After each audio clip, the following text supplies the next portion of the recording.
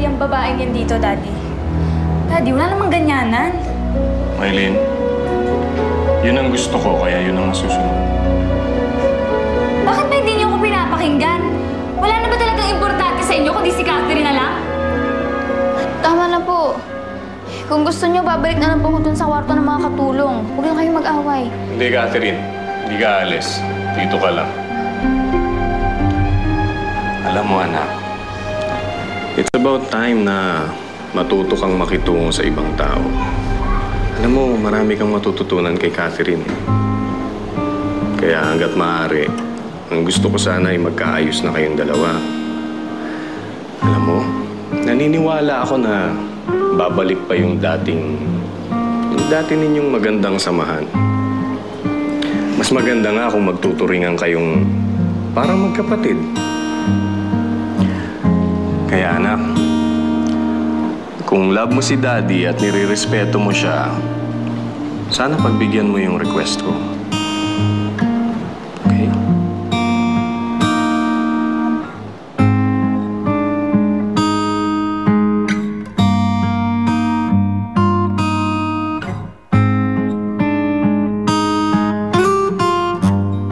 Ay, naku, Catherine.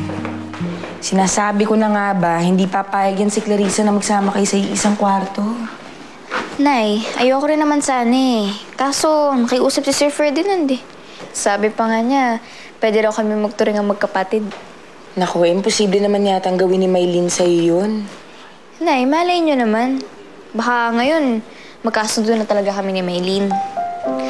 Eh, gusto ko na rin ho kasi magkaroon ng kapatid eh. Yung magtatanggol sa akin. Parang ginawa sa akin dati ni Maylin. Sana nga, bumalik na yung kakaibigan namin eh.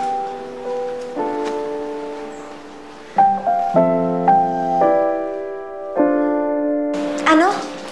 Patutulugin ni Ferdinand si Catherine sa kwarto mo? Kaya nga gumawa ka ng paraan, Tita Amare. Ayokong kasama sa kwarto si Catherine. Eh, lalo namang ayokong mamansyahan ng basurang yon ang mga bedsheet sa kwarto dito. Kaya nga sila pinaalis dun sa guest room eh.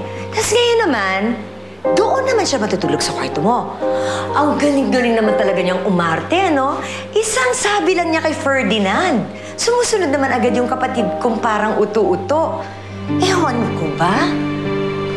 Ano ba yan? Hindi ko gusto yung ginagawa niya, ha? Eh, Tita, anong gagawin natin? Ewan ko. Hindi ko alam kung anong gagawin ko sa kanya. Dahil, sa totoo lang, ayoko nang mas lalo pang mainis si Ferdinand. So, for now, ayoko munang pag-isipan niyang Catherine na yan. Tsaka ko na lang siya babalikan. Tita, paano naman na ako? Ayoko nga siya kasama sa kwarto eh. For now, wala akong magagawa. Alam mo, let her stay in your room. Pagbigyan mo na lang yung daddy mo. Just make her life a living hell. Pahirapan mo. And soon enough, siya na mismo, yung Catherine na yan, ang magsasabi sa daddy mo na ayaw ka na niyang makasama.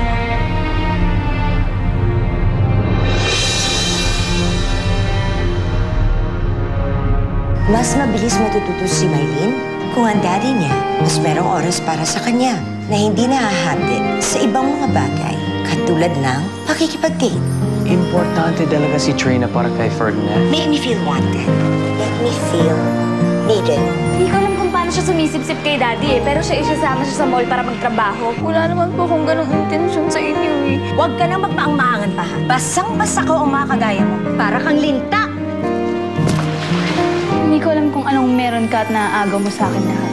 Siguro kasi mukha kang anghel. Pero tingnan na lang natin kung magustuhan ka pa nila kapag pangit ka na. Sisiguraduhin kung hindi mo na makikilala yung sarili mo pagkatapos nito.